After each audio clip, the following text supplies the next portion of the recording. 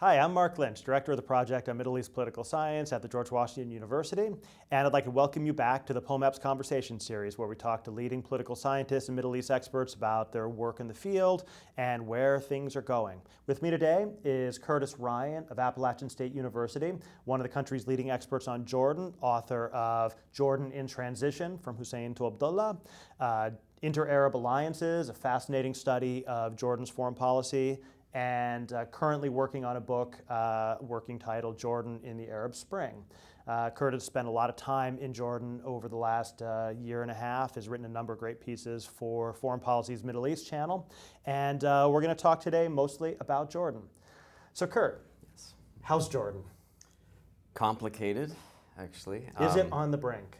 Of something, but isn't that the running gag that Jordan has been on the brink since the 1950s and seems to defy all predictions that of its imminent demise, that it's about to go over the top. But with that in mind, I think that Jordanians who are in the regime are very supportive of the regime, who think that, let's say, the wave of the Arab Spring has passed by, are really mistaken. I think I would put Jordan.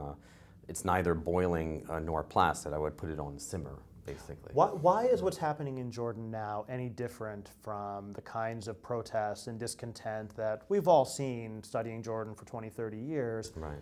Jordanians are always unhappy with their political system. So what's different about what's happening now? I think that we've seen the same generational shift in Jordan as everywhere else in the region, in that the overwhelming majority of people in the country are now age 20 or younger. And as in an earlier discussion you did in this series, talking about how wired Saudi citizens are among others, Jordanians are very wired, very connected to the internet and to cell phones and all over Twitter and so on, especially youth activists. And the regime is now trying to get that under control. Yeah, the regime is trying to get that under control with a new series of fairly harsh laws from their perspective, to rein in sort of reckless insults and so on, and character assassination of public officials, including by other public officials.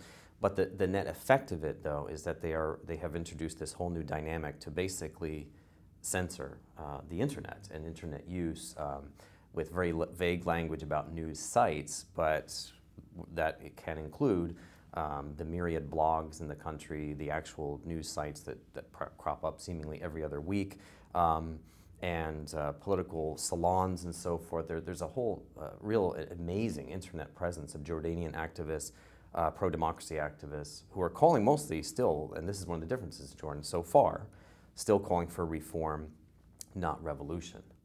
Now, presumably we're heading towards elections, early elections in Right. Jordan.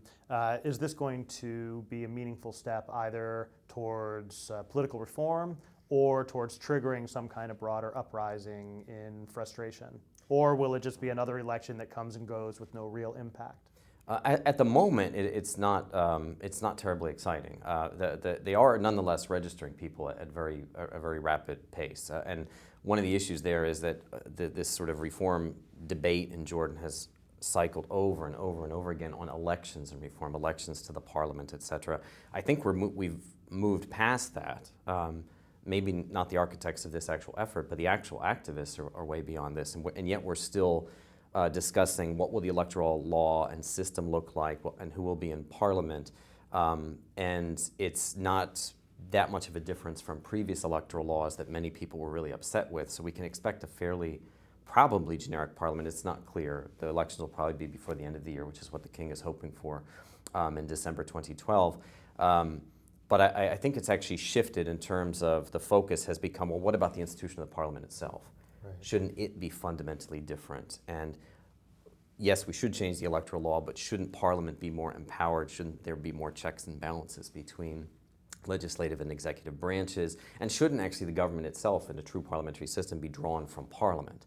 And so I think those are actually the bigger sticking points, and perhaps the more volatile point is actually none of the above, but the economic aspects. I mean, we've seen a great deal of resistance to, Jordan's going through really harsh economic times. There's a global economic downturn. The region is in terrible shape. There's pressure across every border. And so to have at this moment, to use the economic bottom line, to lift subsidies on subsidized electricity and you things mean like to that. reduce subsidies? Yeah, to reduce them and sort of pull back to try to save money and cooperate with the International Monetary Fund is actually a very volatile thing. In fact, the king himself stepped in and nullified his own government's policy. It didn't reverse it, it just kind of held it in stasis. So we're actually at this tipping point as usual. We see at least press reports of large amounts of Gulf money being delivered to Jordan to help out, Right. Western money. Where's it all going?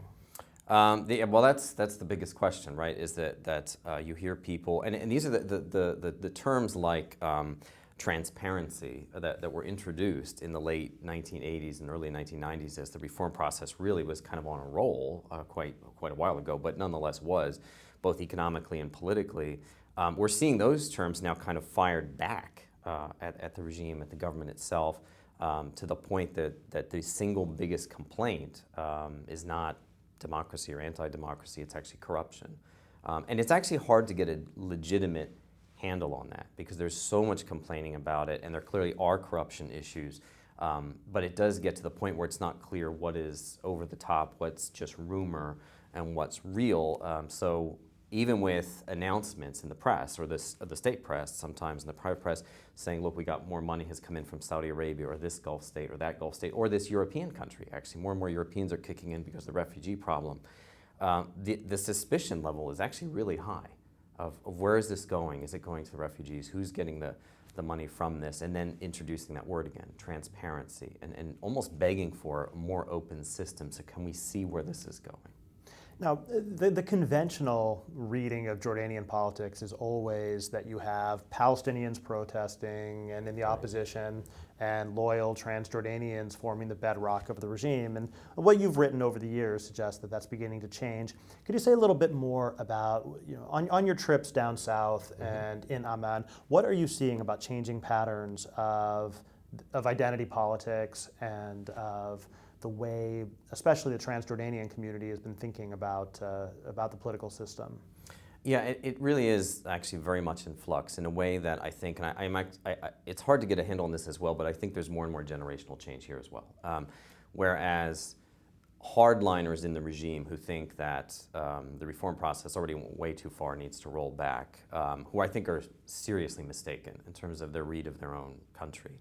It's not clear where actually the king is on this. He seems to be, everyone's trying to pull him to their side, including the intelligence services, including the democracy activists. So we don't know yet that extra part. But when they very often, and by that I mean the intelligence services, will very often reintroduce these kind of classic cards, ethnic identity card, to drive a wedge between East Jordanians and Palestinian Jordanians, or invoke the tribal issue. And pit tribes and clans against each other in the north versus the south, et cetera. And frankly, very often that has worked, this sort of divide and rule strategy that especially some of the intelligence people seem to favor. But what they're not getting very often is the vast diversity, say, within tribes, of people in the exact same tribe, in the same clan, in the same tribe, who disagree with each other profoundly, some of whom are activists on the front lines of the reform movement, and some of whom are hardliners in the upper house of parliament or lower house of parliament at this very moment. And we're seeing that with East Jordanians and Palestinian Jordanians as well. They have been both communities, but especially the East Jordanians, supposedly the bedrock of the regime, have been absolutely the basis, not just for the regime, but for the pro-democracy movement. And Palestinian Jordanians who still complain that they're no matter what they do, are not seen as fully Jordanian, have been on both sides. We see very powerful, well-to-do Palestinian Jordanian elites who want to resist change and are worried about opening things up too much, but even more are pushing for more change.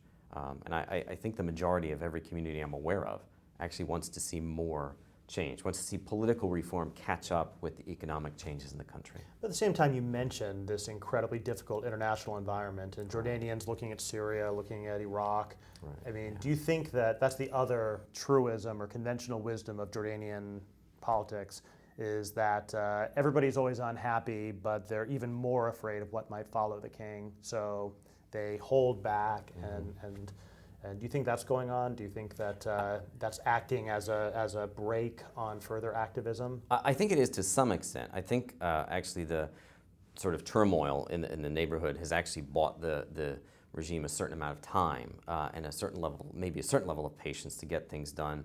But that's why many people, the number of people I talked to this summer, including, and I met with the king, who was actually one of the people who actually made the same comment that a lot of democracy activists I met with the day before and after and so on were actually making. They may have meant it in a different way, but the sense that this fall will be vital, this will be critical, was kind of a consensus. Please don't tell me the next 6 months will be decisive. That sadly, that is what does seem to be the theme, and I'm sure the next 6 after that will be decisive as well. But I do think that the neighborhood issue is critical, and it doesn't necessarily temper. It certainly hasn't tempered the enthusiasm at all for democracy activists who want to see more, who want to see their system live up to its own hype, if you will, which I still think would actually allow Jordan to pursue a completely unique path, which is what the regime is arguing. We're doing something unique that we haven't seen in the Arab Spring, and the only country comparable might be Morocco. But we're not seeing the full delivery of this yet, and the impatience level, I think they're underestimating. I mean, the regime's response looks fairly business as usual to me. Yeah. Not highly crisis-driven. Well, yeah, but I think that's the part of the frustration is that there's much discussion of, look, we're carving out something unique, and yet what we're actually getting looks a bit more like business as usual, hence the frustration that we've seen this movie before. Right. We know how this ends. But I do think that if you think about the security situation, as much as people complain about the security officials, who are not usually big fans of political openness and so on, are the ones who are usually going to slam on the brakes and encourage the monarchy to slam on the brakes. When they look at this now, it's not like they have to look at anything hypothetically, right?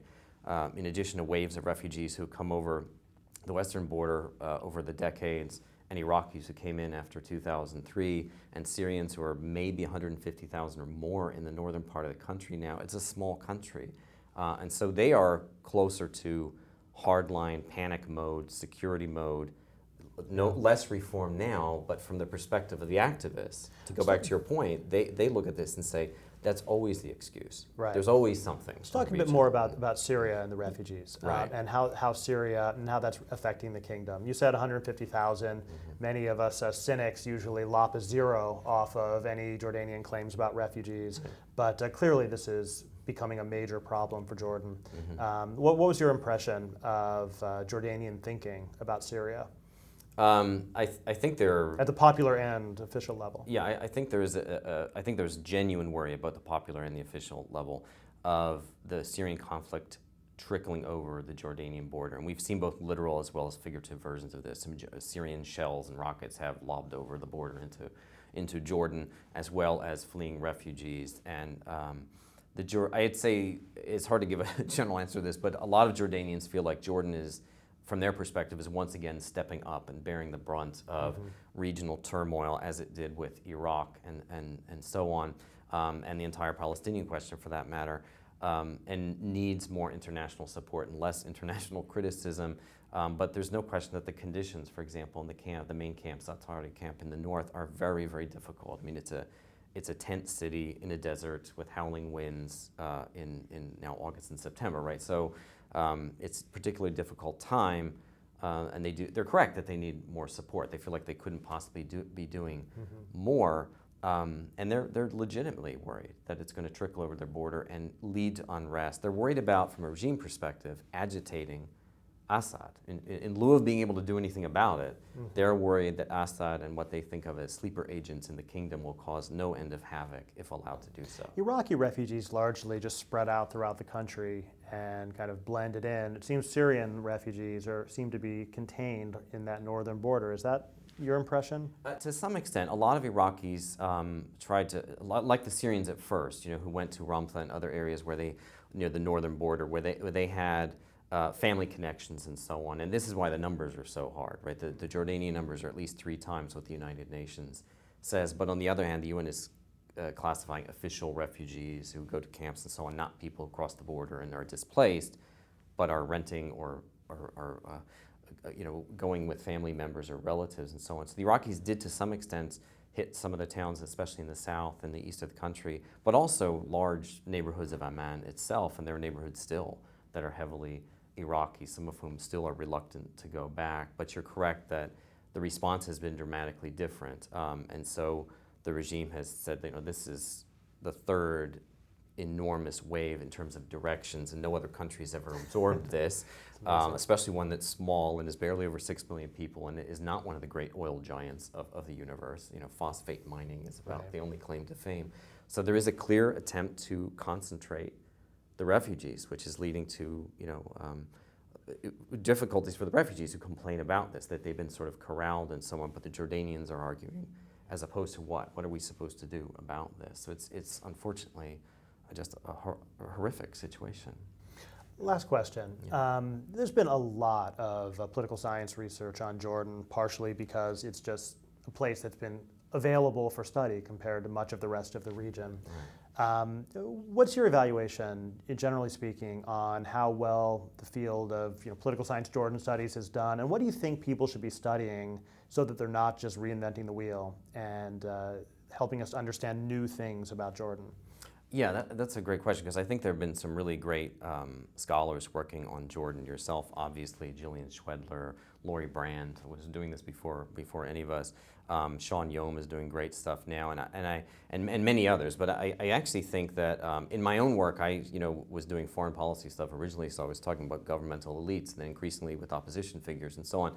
And in the last several trips, and I try to go a couple times a year, I've met more and more with youth activists and so on. And I think that's, in an earlier discussion you had in this series, we were talking about the shift towards top-down or bottom-up. I think we need more bottom-up research. We've had a lot of top-down. Without throwing that out, I do think it's necessary, because then it gives the lie to just sort of basic, to me, I can always compare it to foreign correspondents who show up and get the kind of quick briefing on the country and then write an article about it, invariably inflating and exaggerating Jordanian versus Palestinian tensions, or tribe versus tribe tensions, or tribe versus non-tribal tensions, and so on. It's like they got the short scorecard and went too quick with that, and in every case they're missing the divisions within those groups, and that's where we need more research. And I would say both in social class and ethnic terms and in gender terms as well. Great. Thanks a lot. Kurt Ryan, Appalachian State University, author of the hopefully soon to be forthcoming Jordan in the Arab Spring. And thanks for joining us. Thank you.